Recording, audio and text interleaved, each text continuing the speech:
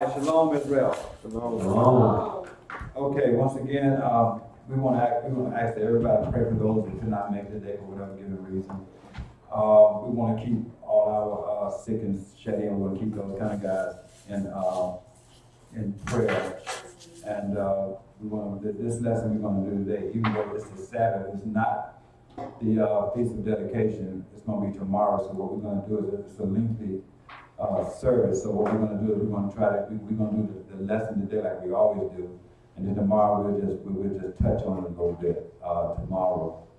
Okay, am I loud enough? Okay, so we'll touch on it tomorrow. So we're going to actually go into the lesson. If anybody have any questions about the lesson or anything of that nature, let us know. Let us know, okay, and we can address that at this time, okay? It's a rainy day, it's a dreary day. That don't mean we got to be dreary and nothing like that, okay? I'm sorry. Go on. Okay. This guy. It's on. Yep. Okay. All right. So it's a dreary and rainy day today. So let's just if we are going into a feast. We are here on the Sabbath. Let's just try to go ahead and get into the lesson. Let's just show our gratitude to the Most High, learning His Word, understanding. Let's have smiles, no frowns. Let's try to make this thing the best it could possibly be on this day, okay? All right, so we're going to start this thing off. Now, everybody, we're going to be inside the Apocrypha today, but have your Bibles handy because we will go into a few of the Testaments and maybe some of the Old Testament or New Testament, right? So have your Bible present, okay? We're going to start off here as soon as we get, Brother Darren, if you can pull up First Maccabees 1. We're going to start at the very first book of First Maccabees. It's going to be Maccabees 1. We're going to start at that first verse. So we all understand that we're going into the rededication. So we're going to, it's a long, lengthy thing. I would actually have to go from 5 all the way through to, from 1 all the way through to the end of 4 and some of 5, but we don't have that kind of time today. So I'm going to skip through there a little bit and try to hit some of the main parts. And anybody with an interest of exactly what took place, try to go back and read chapters 1 through 4 and half of 5, or you just read 1 through 5. Okay, so we're going to go ahead and start getting the lesson started. Okay, so once again, if there's any questions, just let us know, okay? So we're going to start at First Maccabees 1, First Maccabees 1 and 1. First Maccabees 1 and 1. Mm-hmm. And it happened after that, Alexander, son of Philip, the Macedonian, who came out of the land of Cheddar, go ahead, had smitten Darius, king of the Persians and the Medes, that he reigned in his stead. Okay. The first over Greece. Okay, so now, this is where everything started. Y'all notice that? So this is where everything started. When King Alexander slew Darius the king and reigned over Greece, that's when everything took off. Everything took off right then, okay? So give me a second verse, brother. And made many wars. Okay, so we know now that Alexander, which is also known as, but we'll get to that, but Alexander the Great, he made many wars. And what? And won many strongholds. He won many strongholds. Okay? And slew the kings of the earth. So it wasn't many people or many nations that he rose up against that he was not victorious. Read. And went through to the ends of the earth. He went all over. Read. And took spoils of many nations. Insomuch that the earth was quiet before him. Whereupon he was exalted, and his heart was lifted up. You see, so he was one of those kings that, that just, how would you say it? He had a lot of, I can't get this word right, but he had a lot of, a very vain-hearted guy. Yeah, I'm trying to get the word and not my word helper has made it. I'm just joking. Good morning, brother. How you doing? I'm good. How are you? Glad to be here. I'm smiling too. I'm glad to be here. She had a good word. She said arrogant. Exactly. So the word is arrogant. That's what we was trying to get in. He was a very arrogant king. Okay? And everybody walked like they were walking on cotton before him. Am I correct? According to our readings, right? Okay, my brother. And he gathered a mighty strong host and ruled over countries. Now you see there's an S on that, right? He ruled over countries and what else? And nations. And what? And kings. And kings. Who became tributaries. So, and they became tributaries unto him. So we know that he put together a mighty army and he ruled over many countries and many nations, right? So what is tributaries? Like paying taxes to them, basically. Yeah, exactly. They paid, you know, exactly. They paid taxes to him. They had to, you know, give him tributes and gifts and Territory, like territories. Yeah, exactly. So it's kind of like being a king, but you got to give, how would you say, some type of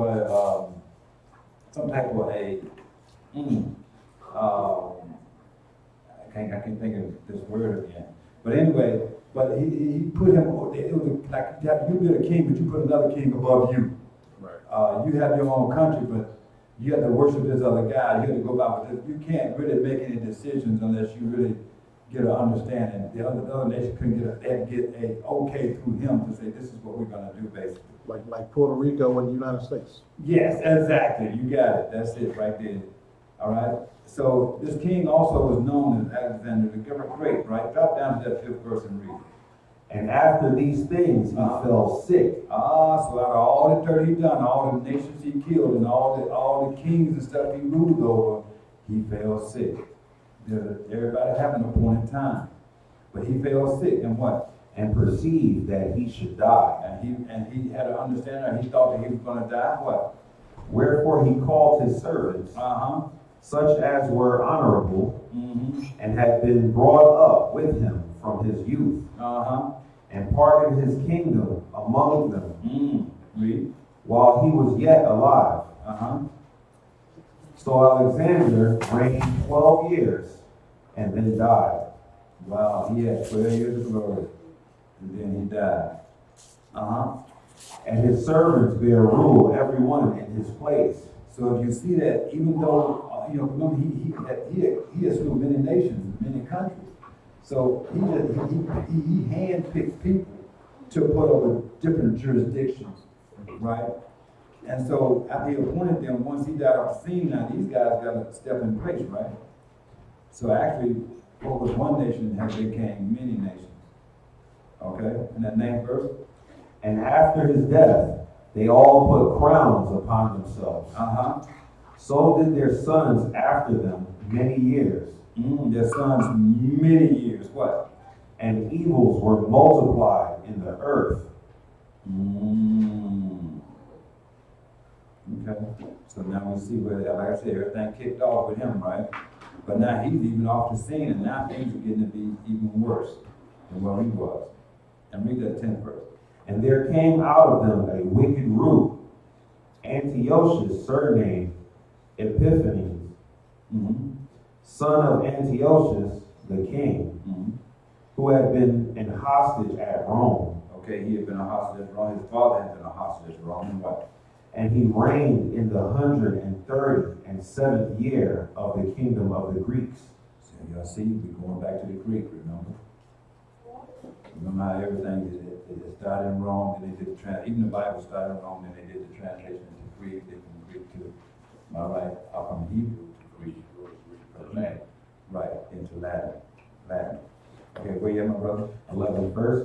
Okay. In those days went there out of Israel wicked men, who persuaded many, saying, let us go and make a covenant with the heathen that are round about us. For since we departed from them, we have had much sorrow. So they didn't, from what I'm seeing, I don't know what you guys are seeing, but what I'm seeing is that the men came out of Israel and went to them. And they want to take on those customs themselves. Yep. Right? So they went out and they want to seek them out. Right? So we as a nation of people have to understand that there are wicked men out there pursuing our people. Right? They are pursuing our people, and they don't have to be of another nation. They can be of our same nation. And they pursuing us, you know, and they try to get us to bow under the laws of the heathen. You know, what we know what the Most High told us what we can do, what we can't do. You know, as long as we stay under the law. You gotta stay under the law and stay within the covenant of the Most High. But we gotta be aware that they are there. You know, they are there. So at all times, you gotta check the law yourself. You gotta check the law yourself and make sure that that you are under the law, no matter how you're dealing, you know, with the situation, right? Right. Mm-hmm. So, brother Chauncey, can you give me Jeremiah 10? Jeremiah 10. We know what that is, right? 10 and 2, right? And we're gonna read from 2 through 6. Because we was warned of this before it even happened, but it says that we went out and we seek the other nations. We seek them. But we had already, Jeremiah, we had already been warned against this. But yet we have been warned in this hour against it because we know what had happened before. So Jeremiah 10 and 2. Jeremiah 10 and 2. You might want to. Yeah.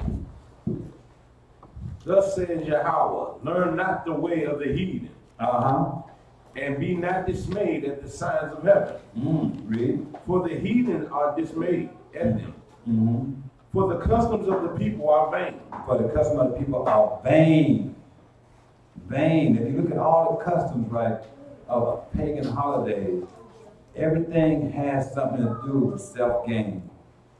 Everything. And what do you mean by vain? They more concerned about themselves and what they feel about these pagan holidays or what they're going to benefit from the holiday versus what the Most High said do or what He said not to do. And a lot of these holidays are even put together just to keep the economy going, you know, and that's it, just to keep it going. Now millions of dollars gonna be spent in the next 30 to 60 days because they got to get New Year in there. There's going to be a lot of money going to be spent, you know. And what we have a brother? Let me see. In the third verse? You in the third verse. Okay. Yeah. For the customs of the people are vain. Okay. For one cutteth a tree out of the forest. The works of the hands of the workmen with an axe. Okay. So you see that? They cut a tree out the forest. And we looking now, some people already cut the trees. They cutting them down. They cut them now, bro. They cutting them and selling them now. They get them together already right now. They're being cut down. You just look around while you're driving down the street, they'll be tied down on top of the car. Them trees gonna be tied down. A lot of people don't say, wow, I didn't know that was in the Bible. But yes, it's there. It's in the book, right? And that fourth verse says what? They deck it with silver and with gold. Now what tree do they cut out the forest and deck it with silver and gold? The evergreen tree. That's it. But they call it a different type of tree. I heard I was, you know, sometimes I get tired of listening to the news all the time, so I switched to Evergreen tree. Yeah, I switched to channel. It's just like different types of grass. Right. It's still an evergreen tree, but it just got different It has regions of whatever they come from. That's all. exactly. Yeah. And they grow with a point Yep. on top of them, right? And say they deck it with silver and with gold, what? They fasten it with nails and with hammers that it move not. That it move not, what? They are upright as the palm tree, but speak not. These trees not gonna talk back to you. Keep going. They must need be born because they cannot go. These trees can't get up out the forest and walk by the roots and walk on up into your house and deck itself. You gotta go get it, and you gotta carry it. It need to be born, it need to be carried. What? Be not afraid of them, for they cannot do evil. Neither also is it in them to do good. Wow. But you know what? When people see that, when you actually give them that scripture, and they see that, when it says in that point, I've had this happen to me a few times. It says, they are upright as a palm tree, but speak not, right? It said they must be born because they cannot go. He said, but when it said, be not afraid of them, that part right there, people ride that. We're not supposed to be afraid to do this. They ain't gonna do no evil. Right. They can't do no evil. Exactly. They can't do no evil to you. They ain't read the last part. Right. Neither is it doing any good for you. That's it, right there. That's the part right there. But he started off with, don't do it. Yeah, and also he's given these parallels, like the tree can't do this, the tree can't do that, because people were looking at that tree as a fertility god. Exactly. You know, so they're saying that this is not a god. That he can't. The tree can't do this. It can't do that. It's not capable. It's not a god. It's just a tree. It's a tree. It's a tree. It's just a tree. Grow up ground. Man take it and make it to be what they want it to be. Yeah? Right? Give us that 6th verse, brother. For so much as there is none like unto thee, O Yahweh, thou art great, and thy name is great in might. So we see that, that people don't realize that when they take this tree and they put this tree in their house, when they go bend down to this tree and put a gift under, they bow into the tree. When you go to the tree to get your gift from that tree, you're bowing to the tree. Therefore, you're putting that tree above our Elohim, the only true Elohim that's out there. There's no true God other than, our Elohim. The tree itself is a false pagan god. Exactly. It is. And we don't realize that we're actually worshiping something when we do these things, right? But it's something that we have to, we have to learn. It's a learn thing. We learn to do it, but we have to unlearn ourselves, and get on path and get to where we need to be at. And remember, regardless of what happened, we got to stick with the truth. We got to stick with what was real and what's not real. It don't matter how bad my son feel about this. It don't matter how bad my mother feel about this. I'm responsible for me that I don't keep this pagan holiday. This is my responsibility. And no matter how you cry, whoop and holler and say, I need a gift, the only way you're going to get it is from somebody else. It won't be me. So you're violating, you're violating my wishes, because the most, as Joshua said, he said, as for me and my house, we're going to serve the Lord. We're going to serve the Most High. Mm-hmm. And so, the Most High put us in here position that we do the right thing. When we fall as parents, then we cause our children to go through the fire. And that's what he means by don't allow them to go through the fire. Also, remember that pagan god, they would take the kids up and sacrifice them to the god? Molech. That's it, Molech. Exactly. Mm-hmm. Right in Judges. We just got to going down through there. I think we're back with you, brother Darren, and we in 1 Maccabees 1 and 12. 1 Maccabees 1 and 12. So this device pleased them well. Mm-hmm. Then certain of the people were so forward, hearing, that they went to the king, who gave them license to do after the ordinances of the heaven. Of the heathen. That's the heathen. Of heathen. You see that? They went to the king and got a license. Please let me do it. Go ahead. Can we do it? Right.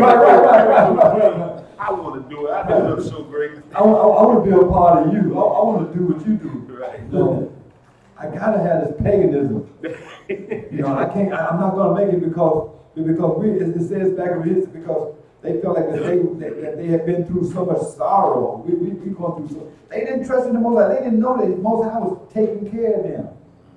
Right? They had to have fun and laughter and wickedness involved. Right? So if you think about it, what does that tie in today? Envying. It's like, envying what we see other people doing, and then wanting to do that same thing. Yes, that too. That's very much, that's solid right there. That's very solid, right? But when we go down to the point where he said that they went and asked the king for a license, that's the part, the license to do after the ordinance of the heathen, right? Don't we know that the most of the common day churches today are licensed to teach the ordinance of the heathen? Do y'all know Yeah. it? I can say a few numbers and a couple of letters and y'all know what that means. Oh, yeah. 501 3C. 501 3C. The churches go out and they apply for that. They apply for the 501 3C. When they get that 501 3C, that allows them, like they have to teach a certain thing. Some things they can't teach. They definitely can't teach against 501 3C.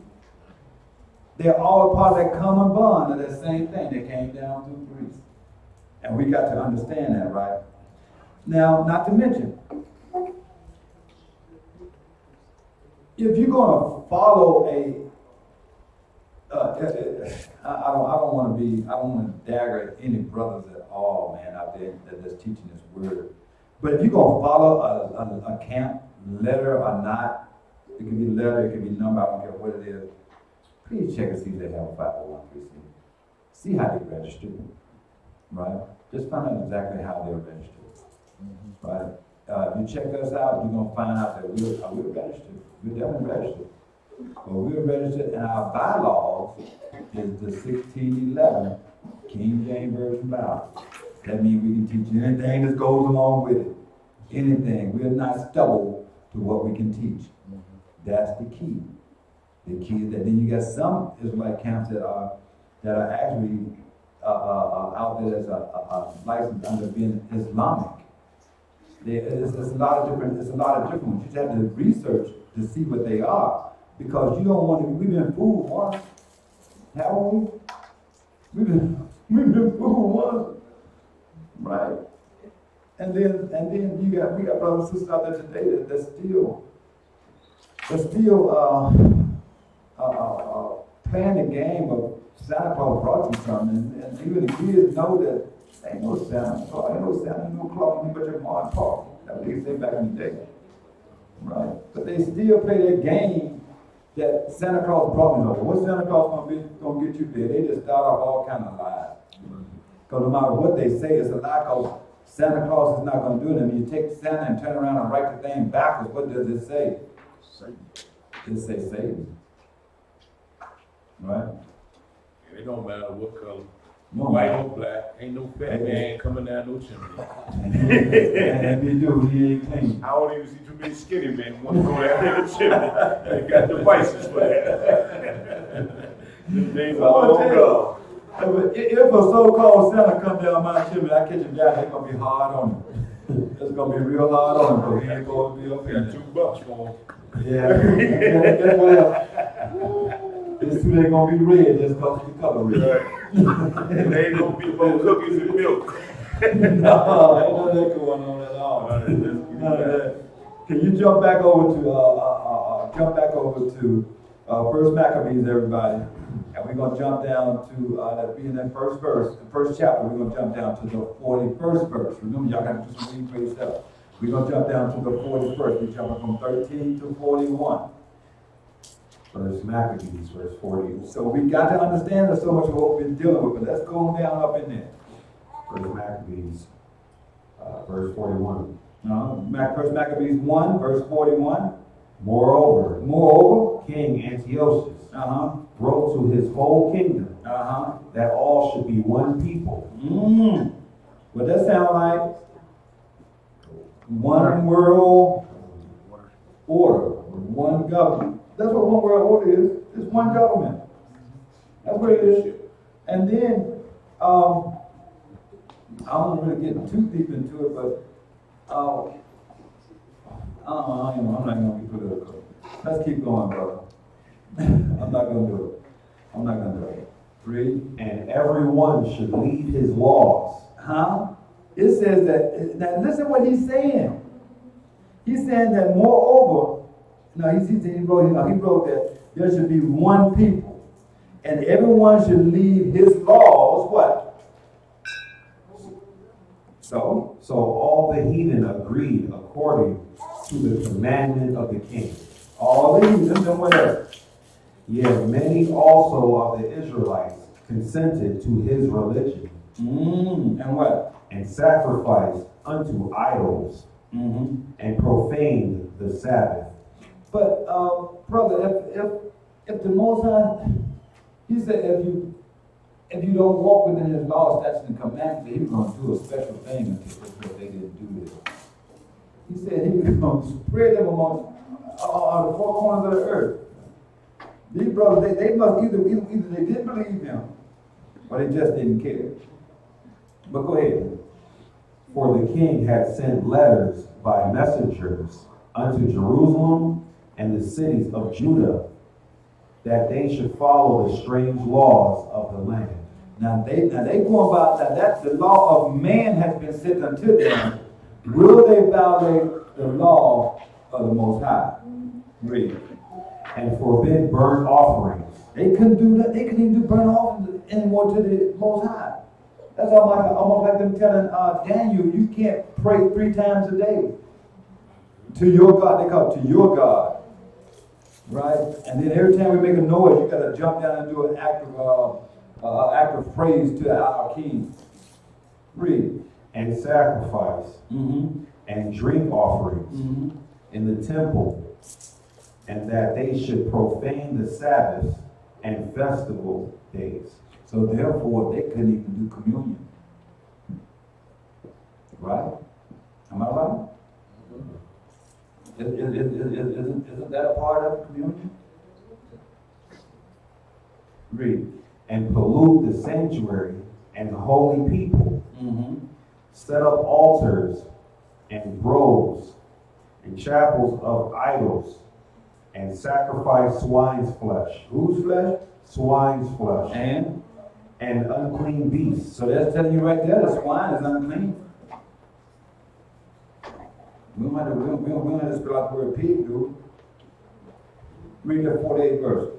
That they should also leave their children uncircumcised. Can you imagine that? When you don't circumcise a child, there's a lot of bacteria that this fellow carries around with him on a daily basis. No matter how clean he tries to be, he's carrying bacteria. That was a part of the reason why the Most High wanted him to be clean. So he wouldn't go out and with his bacteria and defile his mate. But they said, no, you can't do that no more. Where you at, my brother?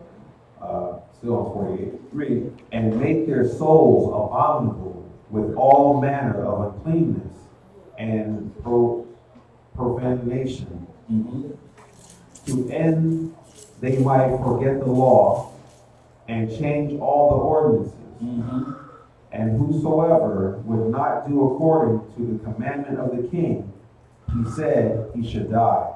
Read. In the selfsame manner wrote he to his whole kingdom, and appointed overseers over all the people, commanding the cities of Judah to sacrifice city by city. Read.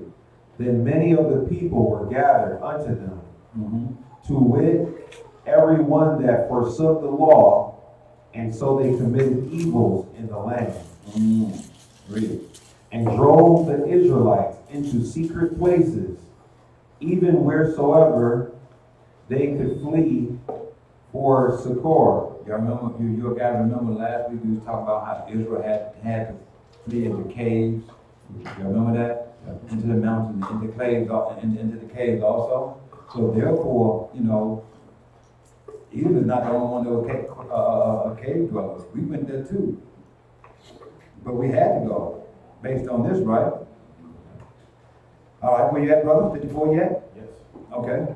Now the 15th day of the month, Caslu, in the 145th year, they set up the abomination of desolation upon the altar, and builded idol altars throughout the cities of Judah on every side.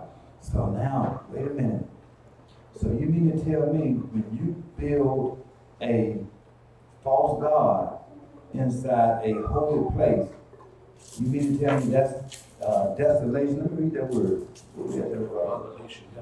That's abomination of desolation. Am I right? Isn't they trying to build a replica over there inside of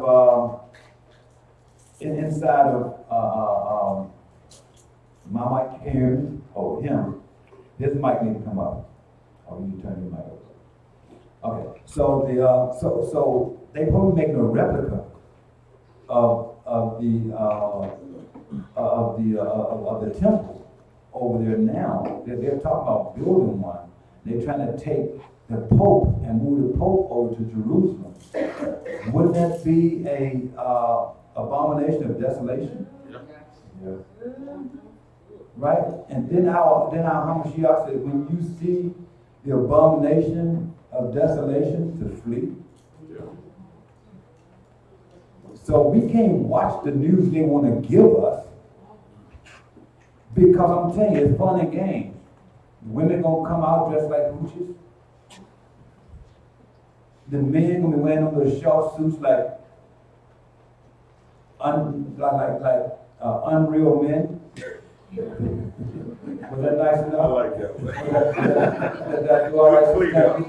I did pretty good, Sister Tammy? Okay. So, you know, I'm trying to turn the leaf. So, so we got to look at this thing for what it is. No matter how it appears, we got to choose those things which are right, which are clean, right?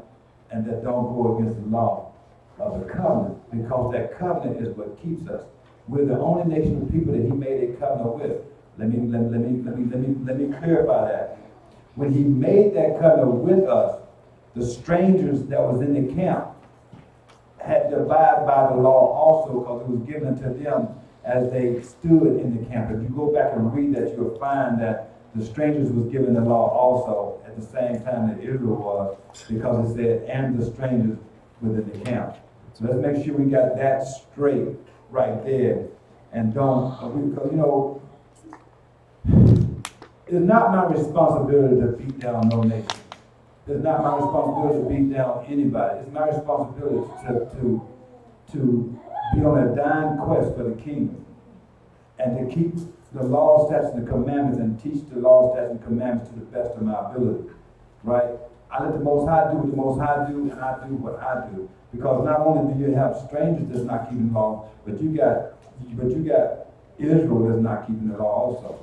I'm not a judge. I don't judge anybody. I put the word out there, and we let the word, they say judgment starts in the house of the who? Of the Most High, by Elohim, right? So it's not from a man that does the judging, it's the word. That's why we try to stick to the word, because the word should do the judging, not us. Y'all feel me? Y'all understand what I'm saying? I don't use the word feel me. Y'all understand what I'm saying? I'm trying to change it. I'm trying to get this. Y'all gotta help me. Okay, so where you at, my brother? 55. And read. And burn incense at the doors of their houses and in the streets. And when they had rent in pieces the books of the law, which they found, they burned them with fire. Now y'all see that? Do you see that? Did y'all know that the scripture says there's gonna be another time that's gonna come, there's gonna be a famine in the land? And the famine they say is gonna be in the land, you're not gonna be able to find the Bible. That's what the story about the book of Eli was telling us. We gotta look, these heathens don't make these movies just for the hell of it. They letting you know this is what we're gonna do.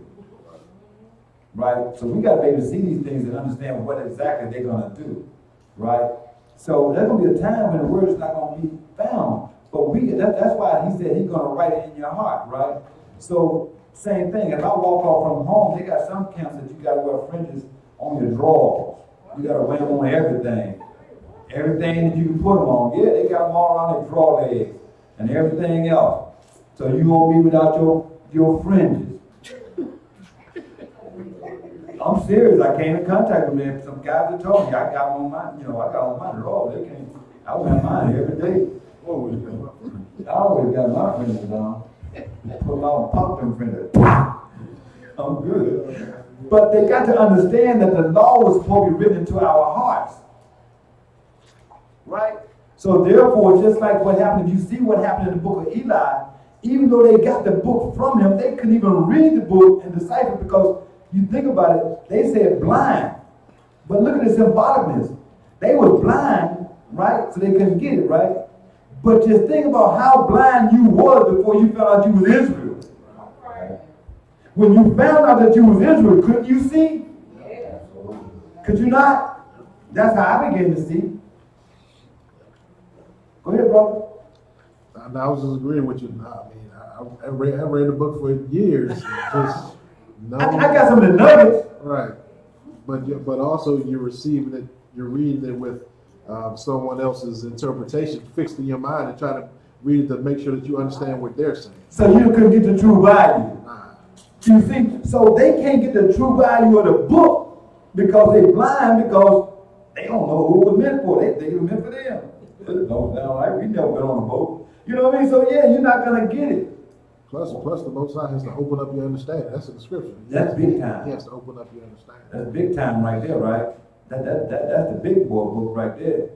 The big boy thoughts. I did also want to just show how like how the brother was reading in Maccabees. We started at 41, like 41 through 50. It's specifically doing things to go against Israel's laws. Like it's specifically like you talk about all the time, doing things to separate us from the Most High. Yes. Things specifically that, I mean, why was the swine chosen to go and sacrifice? Exactly. They knew what they were doing, and they still know what they're doing. Israel had never sacrificed a piece of swine in the history of Israel. It was bulls and goats, right? Now, why are you gonna go find an old dirty pig with no pores that eat everything from the nastiest spot of the earth and say we're gonna sacrifice this? Right. Isn't that crazy? But also it said what else? It said that they went to the. Oh, we got this now. I want y'all to hit myself. I'll wait on that. All right, where we at, my brother? 57. 57. Read. And wheresoever was found with any the book of the Testament, or if any consented to the law, the king's commandment was that they should put him to death. See, they were in the process of banning the Bible. I'm sorry. Today, they are in the process of banning. We talk about this. They are in the process of banning Bible. There are so many countries right now today that they cannot obtain a Bible in that country right now. And it's spread like cancer. It's spreading.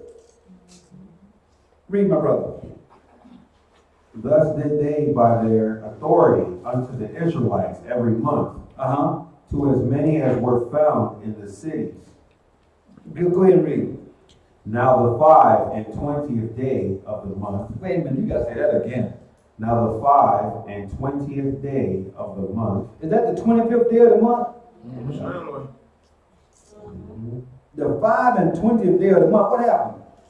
They did sacrifice upon the idol altar, which was upon the altar of Yahweh.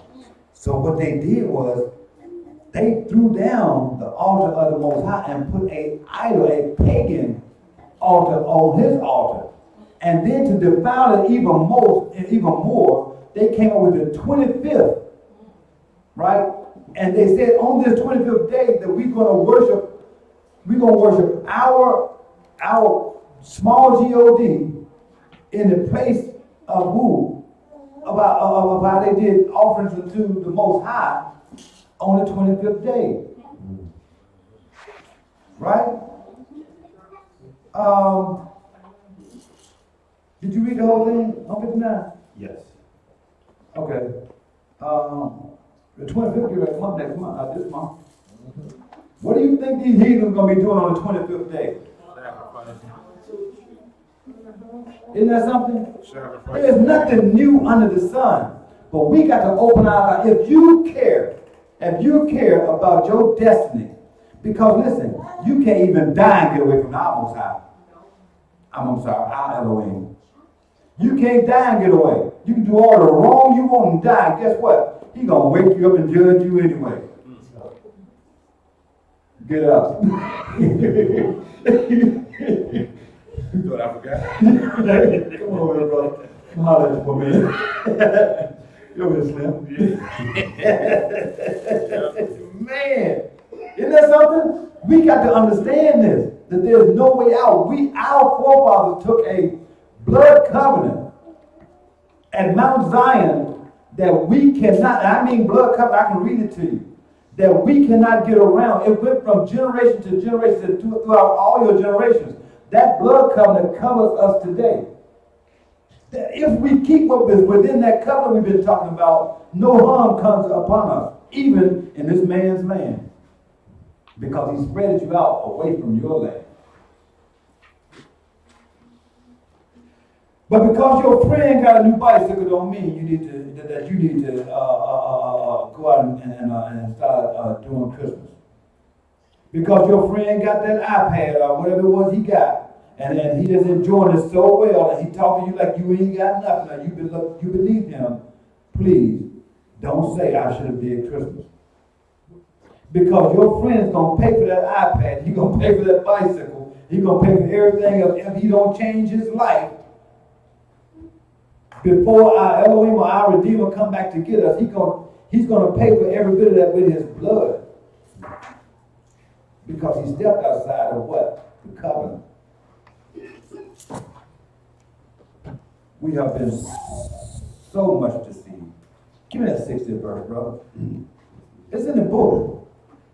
At which time, according to the commandment, they put to death certain women that had caused their children to be circumcised. Okay, real quick, I want to do something really quick.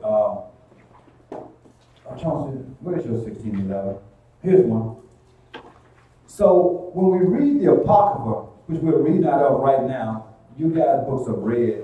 They come in red, they come in different colors, different faces on them, right? So it might surprise people that we're reading from the Apocrypha. We're talking about the covenant and all that good stuff. We're coming from the Apocrypha and not the Bible. But the 1611 has the Apocrypha in it. When these heathens made this new Bible, they took the Apocrypha out the Bible to deceive you from knowing what your forefathers have done. I just want to say that real quick, just for the record, for those that that don't really know how we're doing this, but we don't want to let Brother Chauncey loose in here. We're gonna try to hold him down. Where you at, brother? 61st verse. And the 61st verse reads what? And they hanged the infants about their necks. You see that? Let's back up a little bit. 60. It said, at which time, according to the commandments, they put to death certain women just because they circumcised their children, because they circumcised their little boys. They put them women to death because they circumcised those kids, which made them clean in accordance to what? In accordance to the Most High. The Most High put down a law that Israel must circumcise their children, right? Their males. Now they if the women did that, they were keeping the law of the Most High, so they put those women to death. And then in that 61st verse it says what? And they hang the infants by their necks. So the one that been circumcised, they just threw a rope around the neck of kids. This kids kicking and whining, don't know nothing. Probably not even a good weeks old. And they've been hung by their neck. And these were Israelite kids. These were kids like you and me.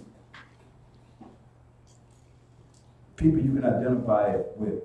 If you ever had a little brother, a little sister, or a kid of your own, you know what it is to deal with a baby. I've seen a lot of kids born in this place and came down through here.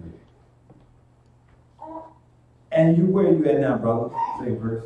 Okay, read. And rifled their houses. And they rifled their houses. Now, they didn't have the guns like we had, I don't think, back then. They mean rifle with the arrows or ruffle all through the houses and went through the house and gathered different stuff. They went and got all their prized possessions and stuff. Once they killed them, they said, hey, he ain't going to need these shoes. You know, they take what they wanted. Dead men on these shoes. A lot of them buried without them. That's why they had the old saying back in the day, I only buried my boots on, because they knew when they died, they took them. Man paid about his boots, he wanted them boots. I wasn't doing no good. And read. And slew them that had circumcised them. And you see, and then the one that performed the circumcision. If Brother Chauncey did the circumcision, they killed the woman that had the baby done, the baby, and him for doing it. I don't want to use you for that, but you understand, right? It's not about right, man. You keep the law most high. That's right. That's right. You know what I mean? Watch that up, you do it. All right, my brother, let's go. Howbeit, many in Israel were fully resolved and confirmed in themselves not to eat any unclean thing. Read. Wherefore they chose rather to die that they might not be defiled with meats, and that they might not profane the holy covenant. So then they died. A lot of people starve themselves to death to keep from eating that pork. What do you guys think that Shadrach and Meshach and that bad Negro was about? Shadrach, Meshach, and Abednego. That's called bad Negro. But Abednego, that's what it was about. They would not eat the king's meat. He said, I will not eat the king's meat. And the king's meat was that pork. They got thrown into a fiery furnace for that. Isn't that something? But people rather to starve themselves to death and die than eat it. That's just how obligated that Israel was unto the law and the covenant of the Most High. We are Israel. We got to get back in line. I'm talking about to the point, I mean, as a whole, I'm talking about within the building. I know we're doing our best. But I'm saying, as a whole, Israel got to get back in line. They understood that it literally is a life or death thing. I mean, it is. Covenant, just like you said, it's a blood covenant. The Most High takes it extremely seriously, and we did, and you know, many of us are coming to that understanding. But it truly is a life or death thing. Yes, and you think about it. If you're in a covenant with somebody, if they taking it very serious, you might want to take it serious too. Really, I mean, you know, a covenant is an agreement, right? So if you make an agreement with somebody and they got it in life, and they got it being life and death, if you violate, you need to have that same thought, because if you violate, it's going to be life or death. That's the same thing. That's what it is with the Most High. We just got to make sure we line up and stay right there. We're going to jump into 1 Maccabees 2 and 1. 1 Maccabees 2 and 1. Brother Kevin, can you run that first 9 off for me? Sure. 1 Maccabees 2 and 1. Yes, In those days arose Mattiyahu, the son of Yahukanan, the son of Shimon, a priest of the sons of Yariv, from Jerusalem, and dwelt in Modin. Read. And he had 5 sons. He had 5 sons? Yahukanan called Caddis, Shimon called Thysis, Yehuda, who was called Maccabees, okay. Eleazar called Abram, and Jonathan, whose surname was Aphis. Read. And when he saw the blasphemies that were committed in Yehuda and Jerusalem, he said, "Woe is me!" He saw all that stuff going around Jerusalem. Whoa, what is going on? Woe is me. What? Wherefore was I born to see this misery of my people and of the holy city, and to dwell there, when it was delivered into the hand of the enemy, and the sanctuary into the hand of strangers? Read. Her temple has become as a man without glory. Her temple has become like a man without glory. Read. Her glorious vessels are carried away into captivity. Her infants are slain in the streets. Her young men with the sword of the enemy. Have anything changed? Our young men are being killed in the street. We got little kids being killed in the street. Little girl was out there playing, going to the ice cream truck. Didn't make it. Didn't make it to the ice cream truck. It's happening all the time around us today. It's the same thing. We just got to have an eye to see what's going on and make sure we don't partake in it. Regardless of how good it looks. Regardless of how it might want to make you give you this certain, you know, I don't want to use the word vain, but it's vanity. Wait a minute, what is the beginning of Paul? Pride. Same thing as like being vainful, right? Having a sense of being vain. But if whatever you desire puts you in a prideful situation, if it puts you in a prideful state of mind, that is not something you want. I'm going to say it again. Seek integrity and not pride. You know, this world teaches us to be prideful. I mean, when I played football, boy, don't you have a little pride about yourself. You let that man knock you back. Dig in. No, I don't need all that. I mean, my integrity would have did the same thing for me if I knew about it. You know what I mean? So we gotta make sure we're there. And it said, her glorious vessels are carried away into captivity. They took all those things that were put into the temple. All that stuff was taken away. Because everything was pure gold, pure this, all the linen, all the silk and all that stuff. All that stuff was taken away. And then they killed the infants in the streets. Right? Everybody is somebody's baby. That boy that laid in the streets out there in Missouri, that was a bad thing for all those hours. Right? That wasn't a good thing. I've never seen any other nation of people that laid in the street that long after being shot. But once again, Scripture tells us to wait and watch. Okay? Where you at, brother? I'm at 10. Okay, hold tight. So we got to understand. We got to understand that these things that you're going to run down through. I want you to run down to 12 too. But we got to understand about these things, right? And we got to understand about our obligations to the Most High. We got to do it. But keep going, brother. What nation has not had a part in her kingdom and gotten of her spoils? Y'all see it says, what nation did not have a part in this? What nation? Can you name any nation, is what it said, that didn't have a part in defiling the people of the Most High? What nation? What nation? Read. All her ornaments were taken away. All the ornaments was taken away. What else? Of a free woman, she has become a bondservant. Now we become bond slaves now. Read. And behold, our sanctuaries, even our beauty and our glory, is laid waste, and the other people have profaned it. You walk inside the churches today, they got people all around the corner, all down the steps, and everywhere else hugging and touching, and they coming out like they're getting ready to do a runway of whoredomship. You got men walking around with clothes tight enough that you can see them breathe. All this stuff is defiling. It's defiling. It is really defiling the temple.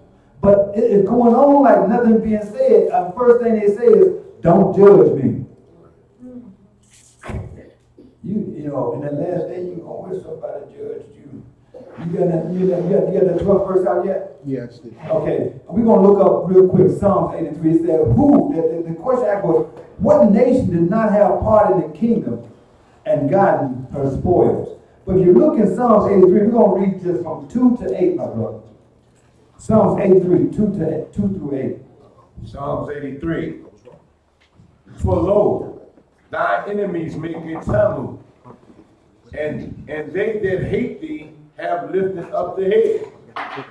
They have taken crafty counsel against thy people, and consulted against thy hidden ones. They have taken crafty counsel against thy people. And what? They have said, come and let us cut them off from being a nation. They said, come and let us cut. They wanted to cut us off as a people of even being a nation. They didn't want us to even be a nation of people. Read. That the name of Israel may be no more in remembrance. They didn't want us to even remember us. They didn't want us to even be in remembrance. They said all the nations came together and did this, because we're going to find out that, right? Read. For they have consulted together with one consent. With one mind, one thought, and what? They are confederate against thee. They all with one mind. We hate them. Who did this? Read. The tabernacles of Edom. And Ishmaelites. The Ishmaelites, you see them all the time. Keep going. Moab. Keep going. And Hagri. Do y'all know that all these nations still exist today? Just like we exist, they exist. Keep going. Gibal. Ammon. Amalek. Amalek, who? The Philistines. The Philistines, what? With the inhabitants of Tyre. What? Ashur also joined in with them. And what? They have helped the children of Lot. They have helped the children of Lot. This nation has helped the children of Lot against us. Selah. So that tells us that all these nations came up against us as a people. Your hands up. Yep. And Lot, yes. You see that? Do you see that?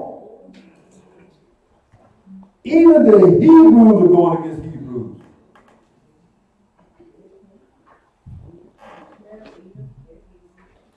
Yeah. We got you. Ishmael is Hebrew. So is Moab. Show us more, Al. Yeah. But we got to think about this. Everything that's glitter is not gold.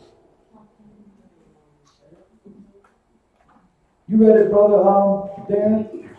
I'm looking for First Maccabees. First Maccabees 2. First Maccabees 2 and 13. We're going to jump into the second chapter. Maccabees 2 and 13. Maccabees 2 and 13. First Maccabees chapter 2, verse 13. Uh-huh. To what end, therefore, shall we live any longer? Uh-huh. Then Mattathias and his sons rent their clothes and put on sackcloth and mourn very sore. In the meanwhile, the king's officers, such as compelled the people to revolt, came into the city moaning to make them sacrifice. And when many of Israel came unto them, Mattathias also and his sons came together. Then answered the king's officers and said to Mattathias, on this wise thou art a ruler. They said unto him on this wise. This is what they said. Thou art a ruler. What? And an honorable and great man in this city. And you are an honorable and great man in this city. What else? And strengthened with sons and brethren. And strengthened with sons and brothers. So you know what he did, right? Did I put that in the wrong place? I'm going to do it anyway. They did that for a reason. And before I even say this, I'm going to have this brother to read Ecclesiastes 1, 9 and 10. And you can read that for me real quick. Ecclesiastes, yeah, 1, 9 and 10. That's going to be inside there, 16, 11. Ecclesiastes chapter 1, verse 9. Uh-huh. The thing that hath been. This is right. This is the Bible now. Read. It is that which shall be. Okay. And that which is done is that which shall be done. And there is no new thing under the sun. A lot of people running around now, young people thinking old people dumb, they think they're crazy, they think they're putting out new stuff, but there's nothing new under the sun. Everything that was going on when I was young is going on today, just call it something different. Everything that's going on today, in my age, my parents did the same thing, they just called it something different. The same thing they did back when they went to the honorable king, and that was a part of Israel. And they say, oh, you're an honorable man amongst the neighborhood. What do y'all think they said to Michael King? Oh, you're an honorable man. You are a preacher. The people listen to you. I tell you what, we're not going to call you Michael no more. We're going to call you Martin Luther. Now, you're Martin Luther King. It's a great rulership name. Now, you can govern your people, and you can tie them into doing what we want them to do. Oh, it'll be beneficial to you. That's why we just found out that Martin Luther King's name was Michael King. I grew up all the time thinking this is an honorable man. Yeah, that fooled me. That's what he was. He was a man that fooled me. Grabbed my leg and drug me on down the road with him somewhere. But there's nothing new under the sun. That's what they do. They go to some of these Israelite camps, and you got all these people listening to you. Just take this 501(c). We're going to send you money or donations every month. I don't understand how these worthless, non-working men can be out there and teach in Florida one day, they teach in California next day, then back they over here somewhere in New York teaching. How you traveling, bro? Ain't nobody giving you all that kind of money. Who giving it to you? They defiling themselves to mislead us as a nation. Maccabees 2 and 18. You didn't finish 10? Finish 10. I got 2 points. You should have reeled me back in. Is there anything whereof it may be said, see, this is new. It hath been already of old time, which was before us. I just told you. Everything I think is new, this is a new thing. No, you just learned about it. It ain't new, it's in there. You just learned about it. This is new, man. This is a new thing going on. Y'all know about this. No, we know about that. We just don't do that. Maccabees, first Maccabees, 2 and 18. That's why your parents can see you coming from a long fall. Why don't you do that? I already know where it's headed to. Girl, get in here. I want to be my friend. No, you don't. Get in his house. Go ahead. 18. 2 and 18. Read, please. Now, therefore, come thou first, and fulfill the king's commandment. He told that honorable man, you come first, and you do what the king wants you to do. What? Like as all the heathen have done. Just like the heathens doing. And most I said, don't do what the heathens do. And what? Yeah, and the men of Judah also. Uh-huh. And such as remain at Jerusalem. Uh-huh. So shalt thou and thy house be in the number of the king's friends. Uh-huh. And thou and thy children shall be honored with silver and gold and many rewards. So y'all think they're not buying our brothers off now? The ones with high profile brothers. Y'all think they not buying them? Huh? Y'all see why Jay-Z running around with a public mouth and getting everything he wants? Yeah. Selling their soul. Yeah. And his wife out there flossing around, selling her soul. And everybody saying, oh, I want to be like Jay-Z, man. You know, I want to be like Beyonce. What's her name? What you call them? Beyonce. What's her name? Close enough? I want to be like Beyonce. Why you want to be like Beyonce? Beyonce is out there selling her soul. I ain't get it right? Leave it alone. Leave it alone. It's good enough. We know what we're talking about. Where you at, brother? Help me out. 19. 19. Then Mattathias,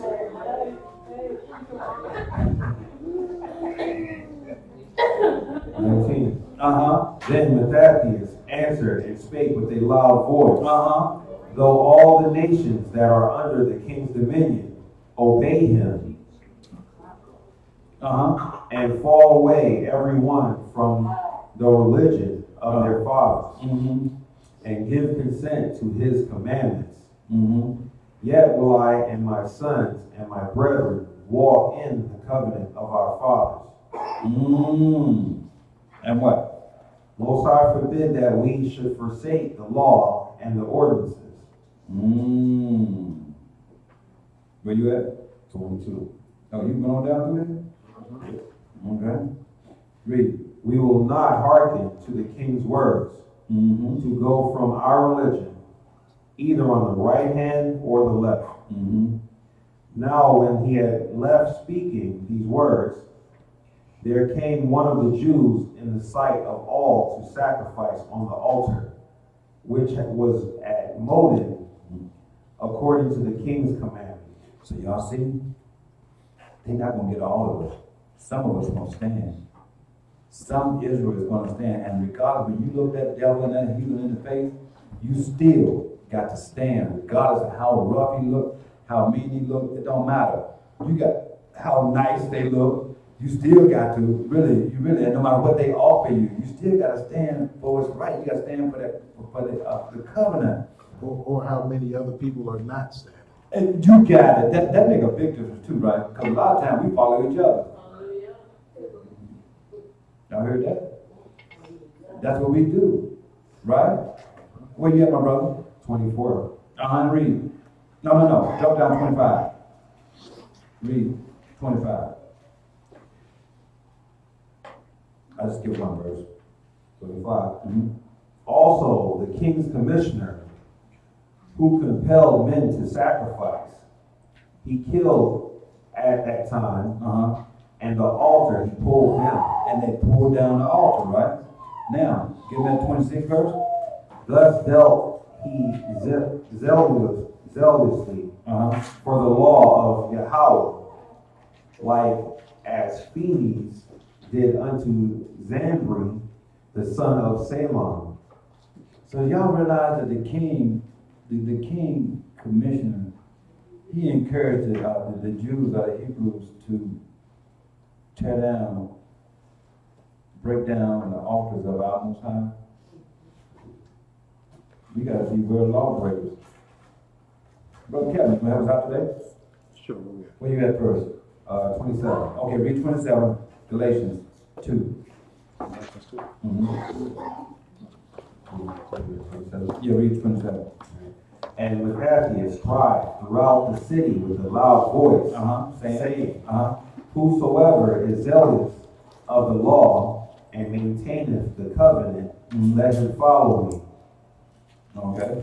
So so the same thing. Let him follow me. There's no different than what brother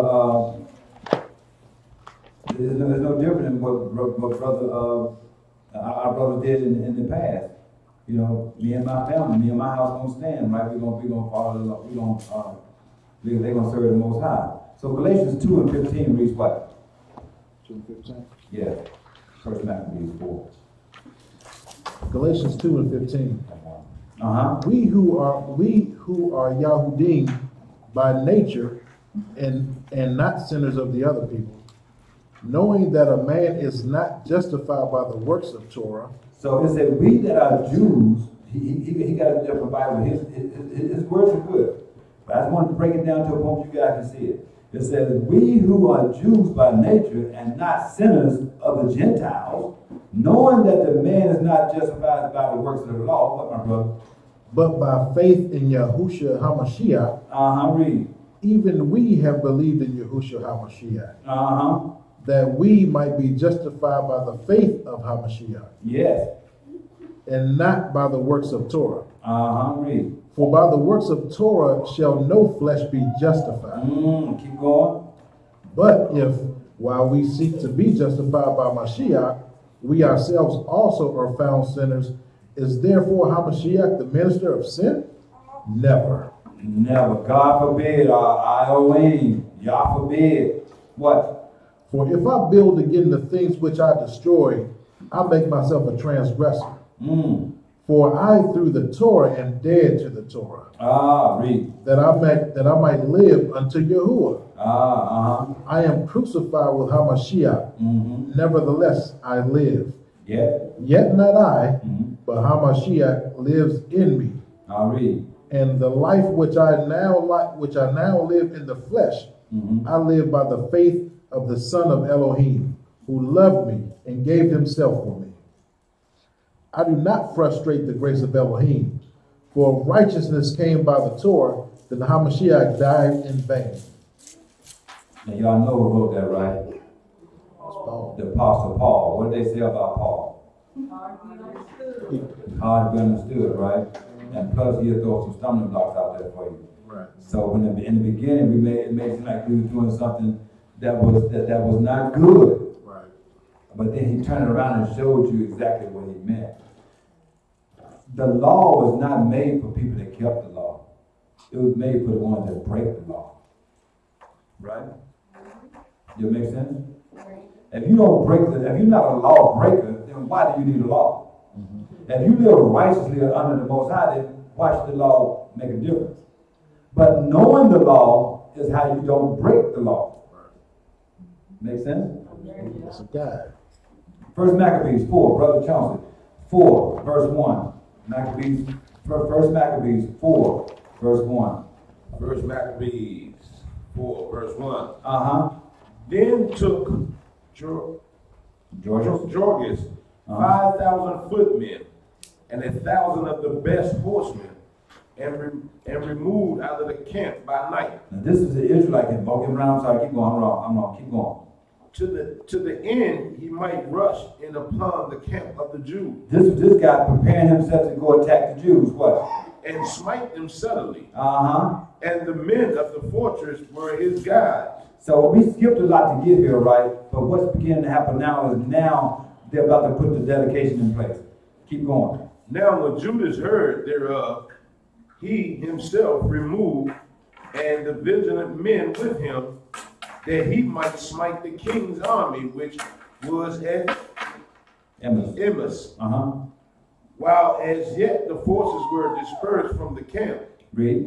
In the mean season came Georges by night unto the camp of Judas. Read. And when he found no man there, he came into the camp. Georges came in there, him and his horsemen, 1,000 horsemen, they came in there to take Israel out. When they got there, they found out that Israel, that the soldiers of Israel was not there. What? He sought them in the mountains. He looked for them in the mountain. For said he, these follow flee from us. These fellows, they flee from us. What? These fellows flee from us. But as soon as it was day, Judas showed himself in the plain with 3,000 men, whom nevertheless had neither armor nor swords to their minds. You see that? Read. But that means something, right? That means they have what? If you go into a battle like that and you go in there without you gotta be really you gotta have a lot of faith. You gotta be really dependent on something very strong. Read. And they saw the camp of the heathen, that it was strong and well harnessed, and compressed around about with horsemen. And these were experts of war. Then said Judas to the men that were with him, fear ye not the multitude, neither be ye afraid of the assault.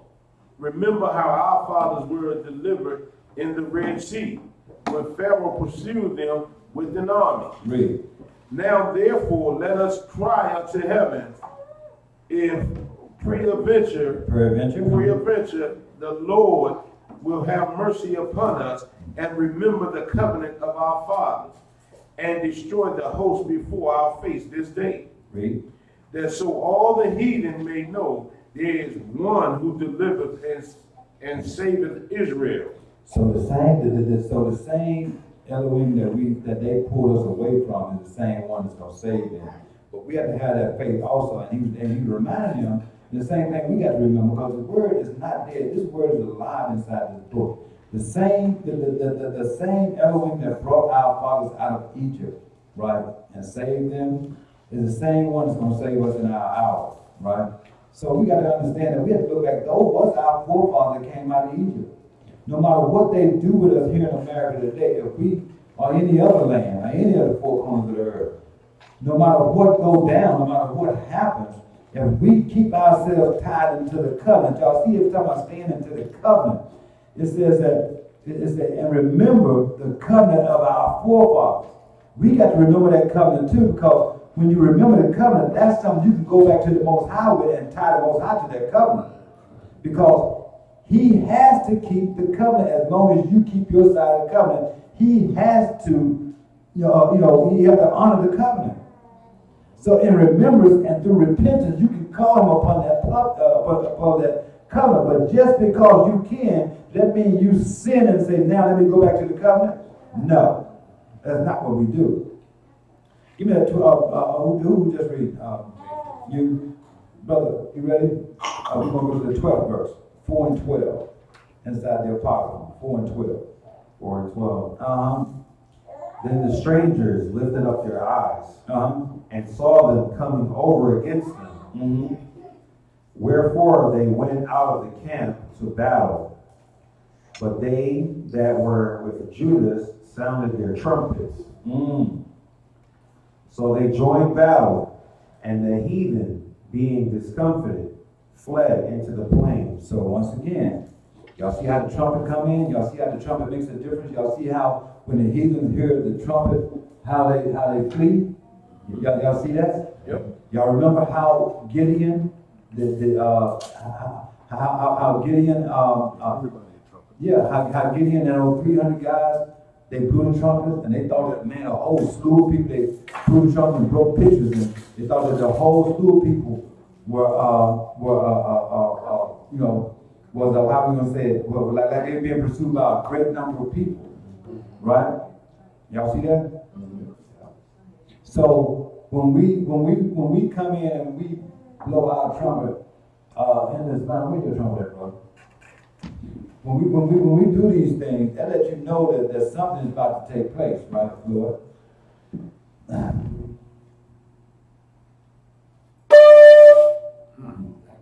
I put you out there?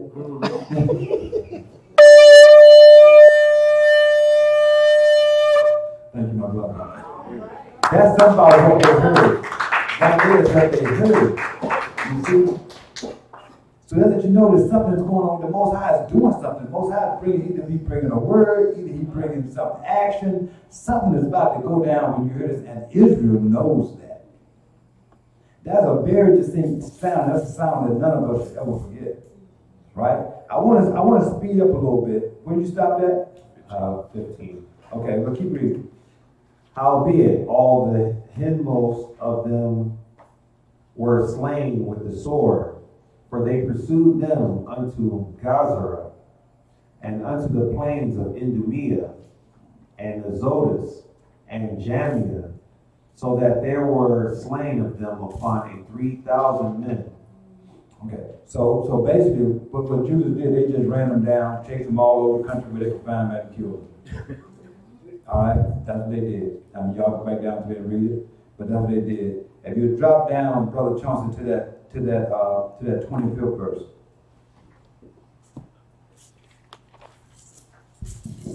All right, 25.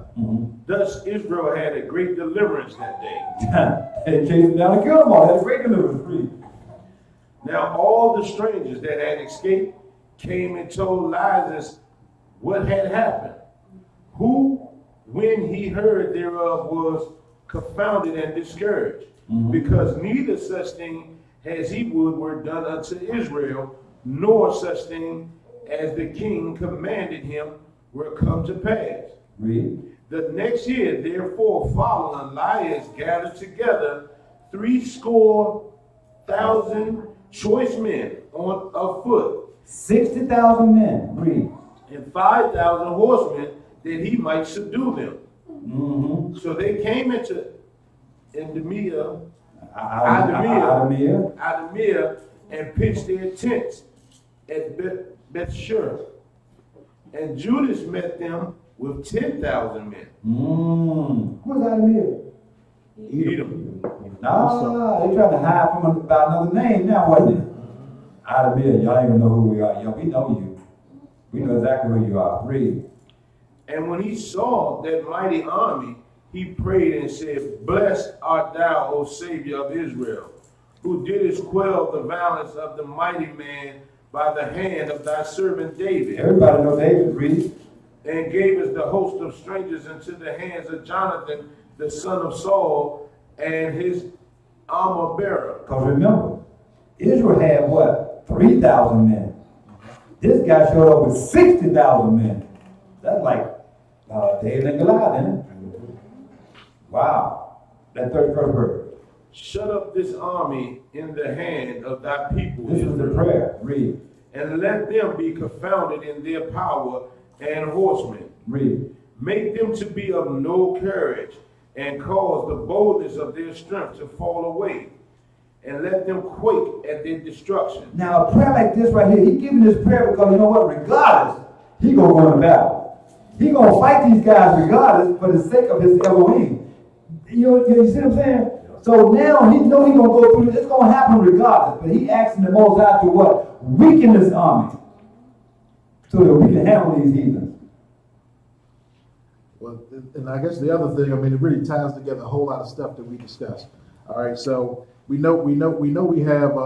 knowledge and understanding our history. We also know that there's a spiritual side. Yes, sir. It's all of what you just read said that he started off recognizing history. Yes. Recognizing what his forefathers did, recognizing what Elohim did for his people in the history, and how he strengthened his people, and how he delivered them. Yes.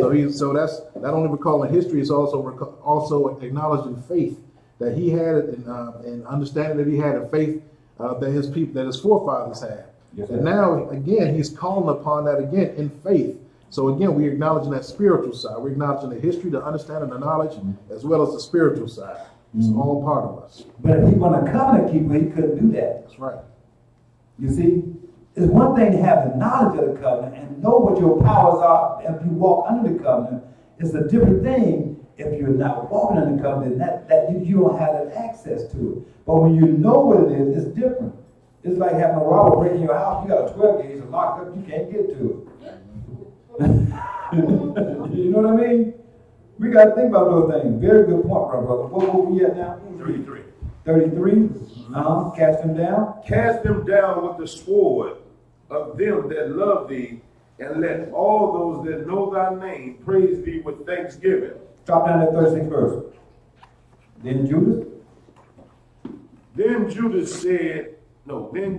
said Judas and his brethren, behold, our enemies are discomfited. Let us go up to cleanse and dedicate the sanctuary. But see, they had already taken him out. But I missed him. I shouldn't have did that. Anyway, he go to the 35th verse. Read the 35th verse. Now when Elias saw his army put to flight, Mm-hmm. and the manliness of Judas' soldiers, and how they were ready either to live or die, valiantly, he went into Antiochia, and gathered together a company of strangers, and having made his army greater than it was purposed to come again into Judea. Okay. Then said Judas and his brethren, behold, our enemies are discomfited. Let us go up and cleanse and dedicate the sanctuary. Read. Upon this, all the hosts assembled themselves together and went up unto the Mount Sinai. Mm-hmm. And when they saw the sanctuary desolated, mm-hmm. and the altar profaned, and the gates burned up, and shrubs growing in the courts as in the forest or in one of the mountains, and the priest's chambers pulled down. They saw that the sanctuary had been just trodden down. Read. They rent their clothes and made great lamentations and cast ashes upon their heads, and fell down flat to the ground upon their faces, and blew an alarm with the trumpets, and cried toward heaven. Then Judas appointed certain men to fight against those that were in the fortress until he had cleansed the sanctuary. Mm-hmm. So he chose priests and blameless conversation such as had pleasure in the law, who cleansed the sanctuary and bear out the defiled stones unto an unclean place.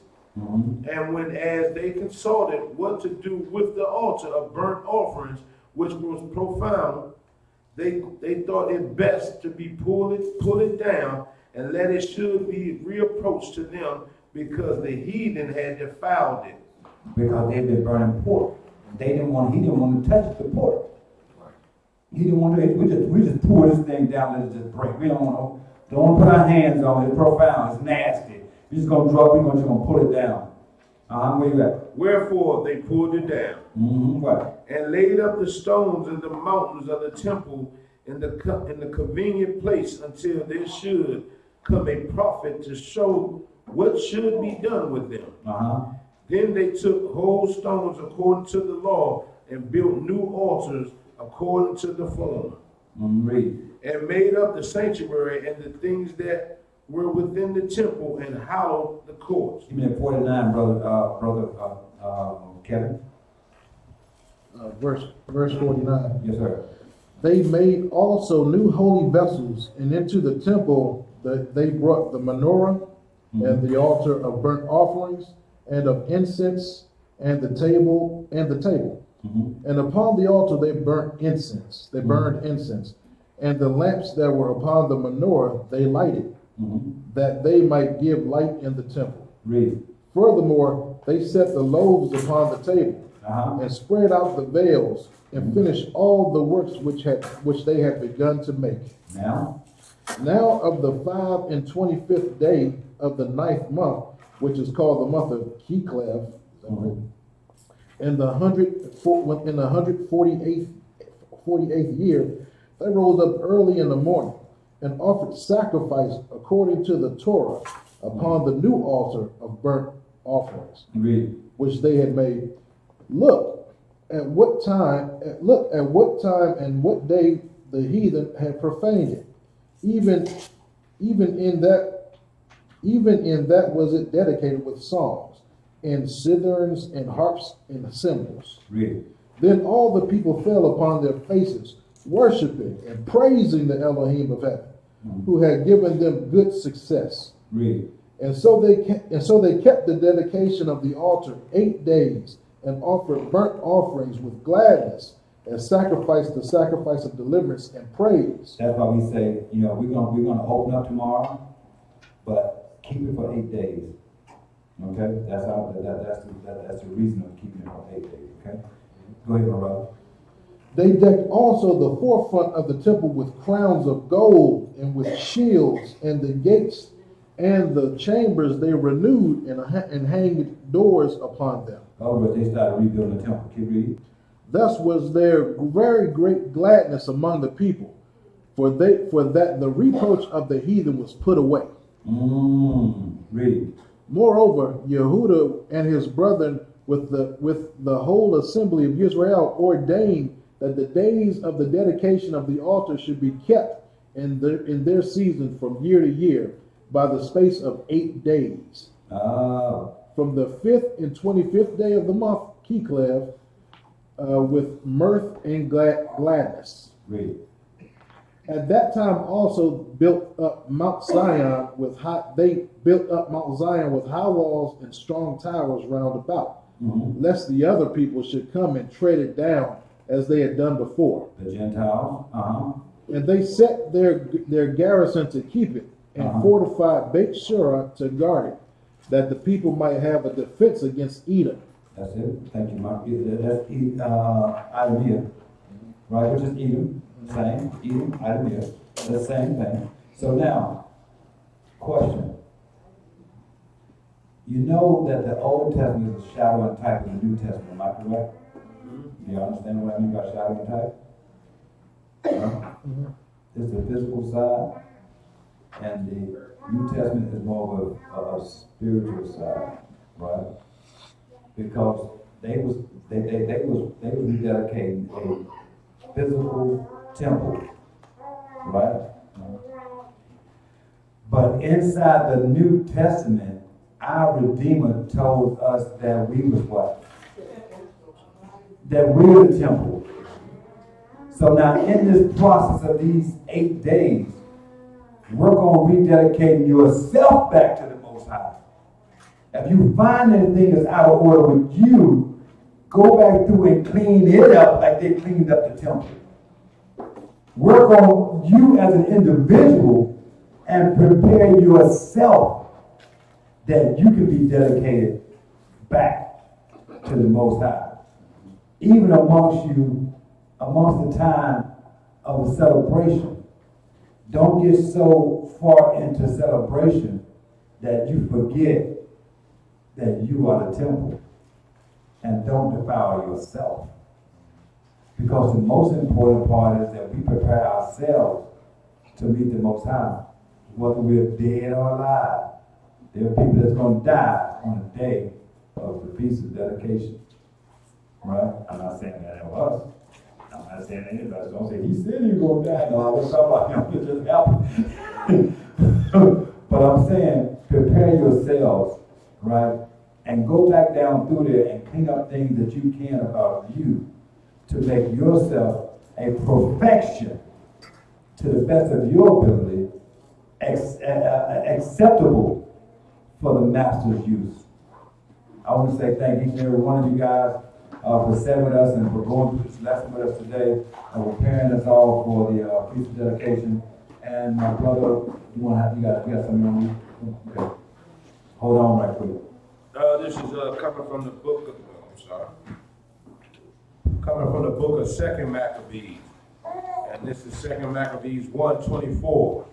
And it goes, and the prayer was after this manner. O Yahweh, Yahweh Elohim, creator of all things, who art fearful and strong, and righteous and merciful, and the only and gracious King, the only giver of all things, the only just, almighty, and everlasting, thou that deliverest Israel from all trouble, and didst choose the fathers and sanctify them. Receive the sacrifice for the whole people Israel, and preserve thy own portion, and sanctify it. Gather those together that are scattered from us. Deliver them that serve among the heathen. Look upon them that are despised and abhorred, and let the heathen know that thou art our Elohim. Punish them that oppress us, and with pride do us wrong. Plant thy people again in thy holy place, as Moshe has spoken. May Yahshua be a blessing to the reading of the word. Hallelujah. Hallelujah. Hallelujah. Hallelujah. All right.